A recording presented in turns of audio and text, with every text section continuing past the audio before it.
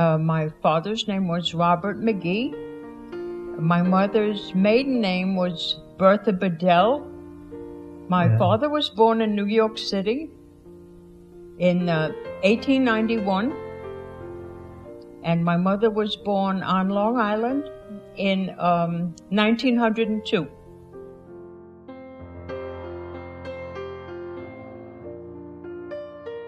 In Brooklyn?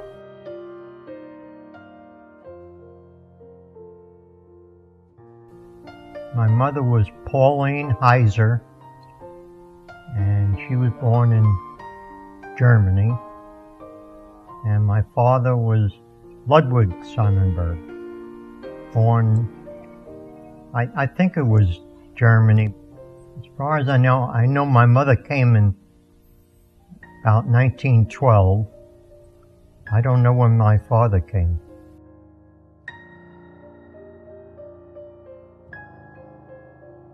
In Queens, it's a neighboring borough.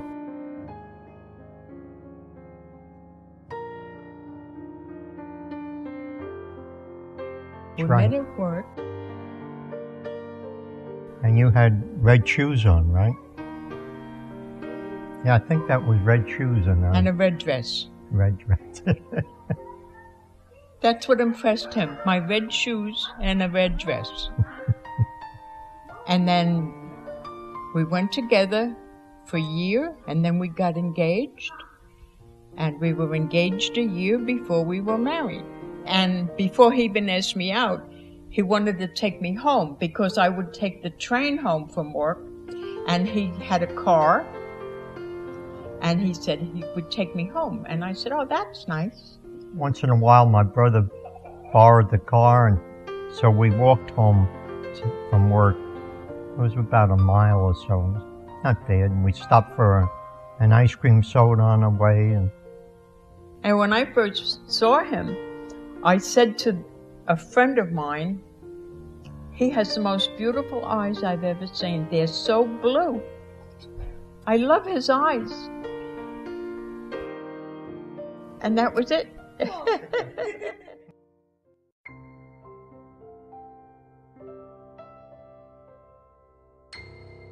The big bands were big back then. And I would go with my friends, and we'd go to hear Tommy Dorsey and Jimmy Dorsey and Glenn Miller and all the big bands. They would be at the Paramount Theater or wherever they were appearing.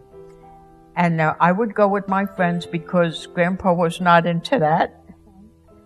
And we went into Manhattan.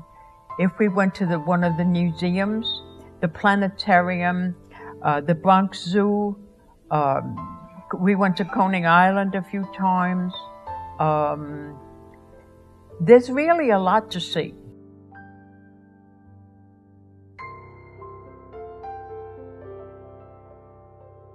We had a wedding cake, and when Grandpa and I tried to cut it, the knife would not cut the cake. And we started hacking away at it. All we needed was an axe. And we learned later that it was a display cake. The baker gave us the wrong cake. Instead of giving us a regular cake, it was plaster or whatever they made artificial cakes out of. And so that was the highlight of our reception, a fake cake. We had to do without cake.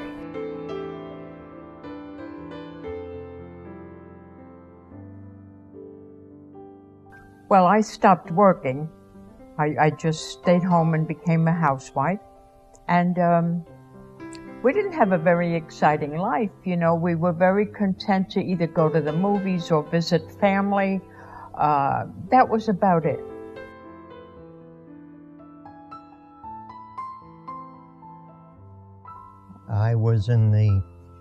We were in a paper converting business. At first we just made paper bags, mostly ice cream pop bags. And I was in the printing department setting type. And I would set up the names of the different companies that produced all these things. 34 years. And then it was bought out I'd probably still be working there if they weren't bought out by another company. Originally, it was a custom-made paper bag company, and then it was bought out, so they had different names. When I first started there, the boss I had was so good, I would have worked for nothing if he fed me. But then he died, and we got a new boss who was also very good. But after a few years, he got killed in an airplane crash over Brooklyn. In a Brooklyn street lies the shattered wreckage of a jet transport which collided with another airliner in murky New York skies.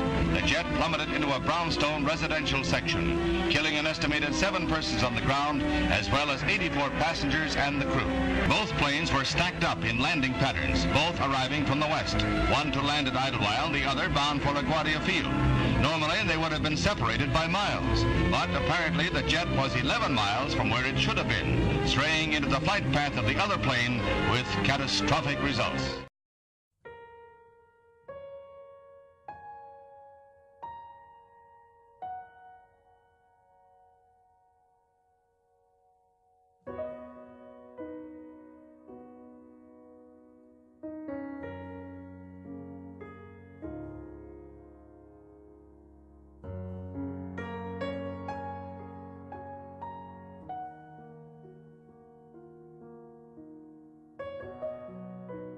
After the children were fairly grown, I decided to get a job.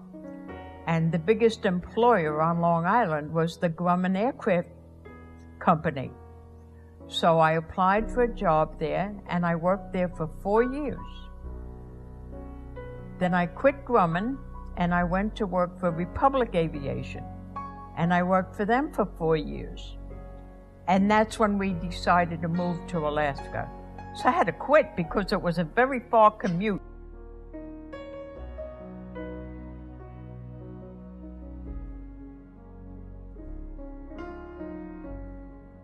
Barbara was born.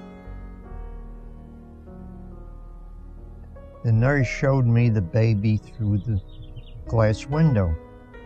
And I'm looking at this thing. But I was so impressed. She had such chubby cheeks, and I'm looking at this thing. It's amazing that this human being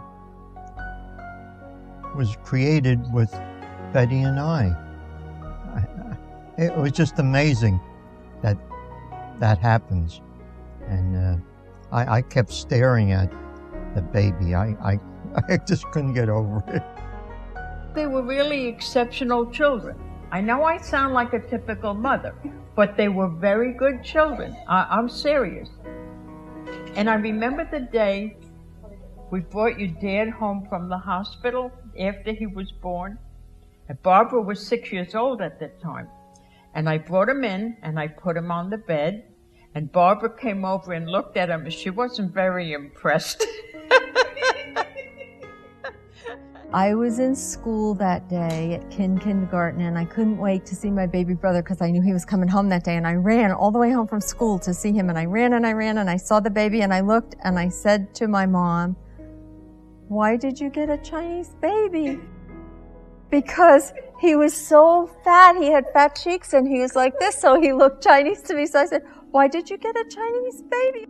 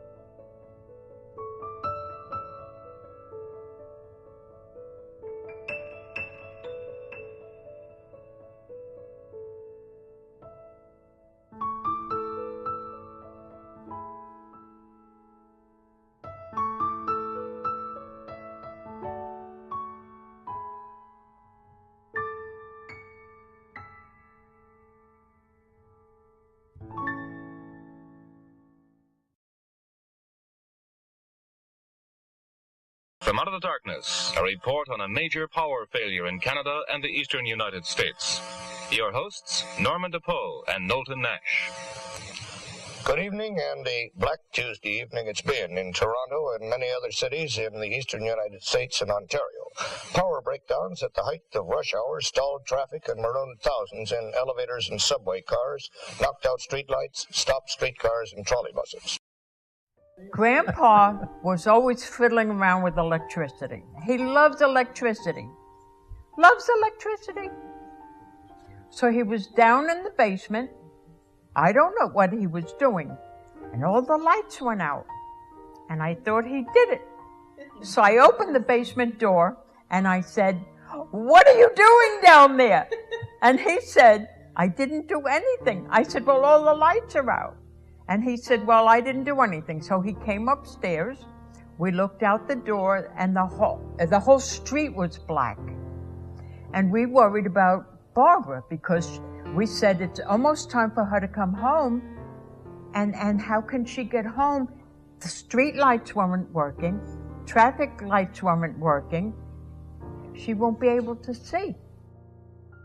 I was stuck at a railroad crossing, and when the railroad gates started to come down and the lights went off, my car radio went off at the same time, which I thought at the time was just coincidental. Isn't that coincidental that the car radio would go off when the gates stopped? But then I realized it was bigger than that, and all the radio stations went down. All the television stations went down. All of everything went down. I was watching television. I was watching Superman, the original Superman with George Reeves on television. New York City went down first, so all of the TV transmitters went down. So the first thing that happened was the picture got lost on the TV and it went to snow. Our power was still on, but the picture went to snow because the city went down. And I think it was 5, maybe 10 minutes later, all the power went out.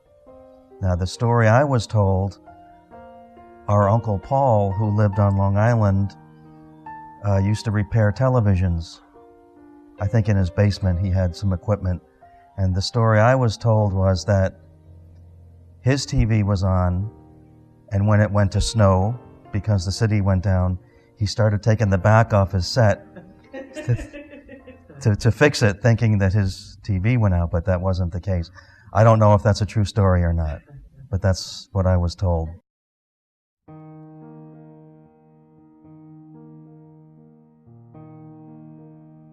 In 1975, we went to Alaska to visit my brother and his family. He took us all around and we did sightseeing and whatever, and we really liked it. It was very laid back. It was not congested at all. We just liked it. My brother and sister-in-law said, "We're building a big log house. We have plenty of room.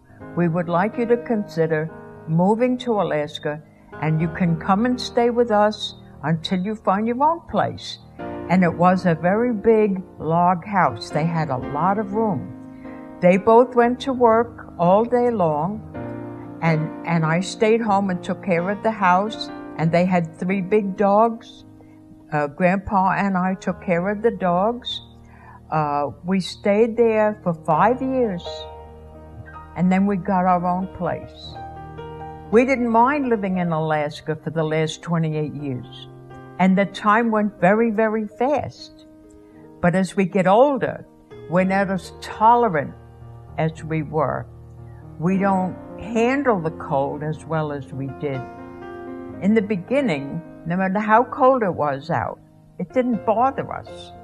I even had a part-time job at the air base, taking care of Hallmark greeting cards. And I went back and forth to the base every day.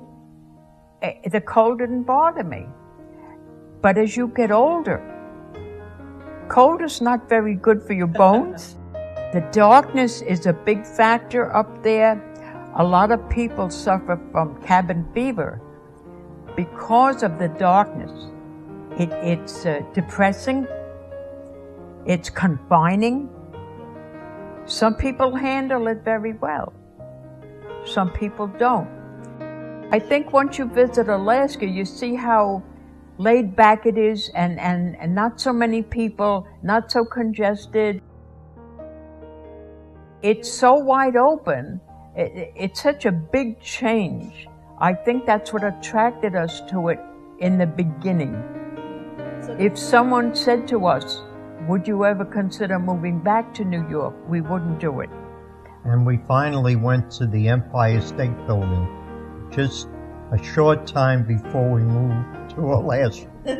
And we also went to the Statue of Liberty, which all tourists will go there, but not all New Yorkers. What's our favorite place that we lived? Probably Alaska.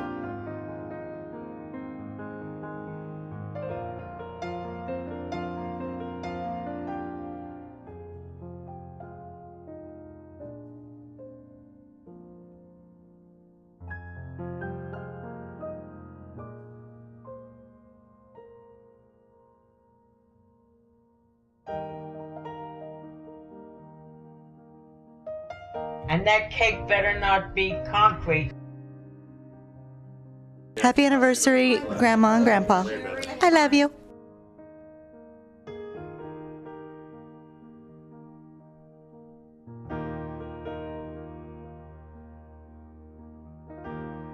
Happy anniversary. It's great to see you, and we're looking forward to another great week.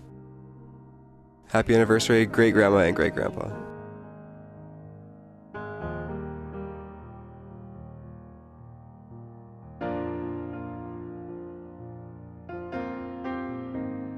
Hi, Grandma and Grandpa.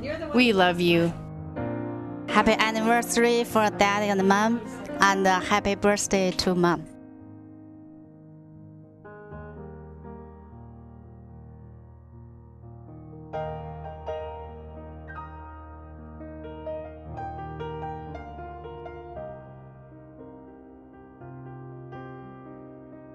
Happy anniversary to Ed and Betty. And this looks like an occasion where they can have their cake and eat it too. Happy anniversary, Mom and Dad. We're so glad that you were able to come down, both of you, and celebrate with the family. Everyone's very happy to see you. Have another many, many years together.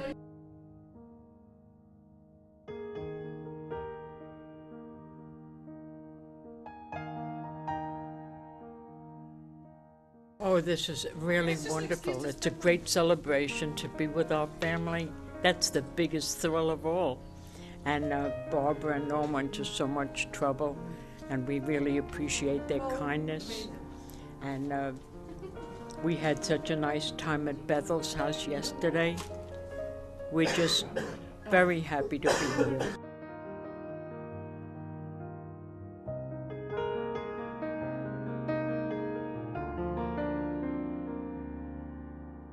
I think trust is very important. And I don't think there's any such thing as 50-50. I think one partner always gives a little more than the other. Personally, I think Grandpa always gave more to the marriage than I did. Because he's very tolerant, he's very understanding, and he's very patient.